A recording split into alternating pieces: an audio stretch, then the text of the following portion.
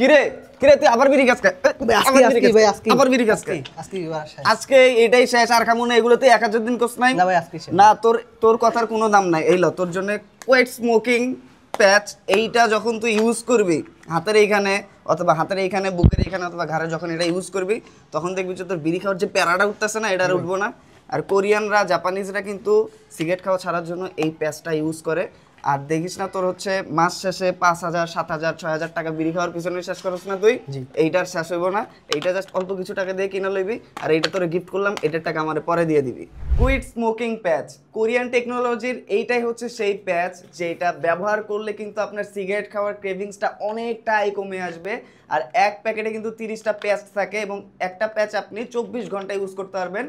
তো একটা প্যাকেট নিলে কিন্তু মোটামুটি আপনি 30 দিনের ইউজ করতে পারবেন এবং এই 30 দিনে আপনার সিগারেট খাওয়ার সংখ্যা কিন্তু অনেকটাই কমে আসবে।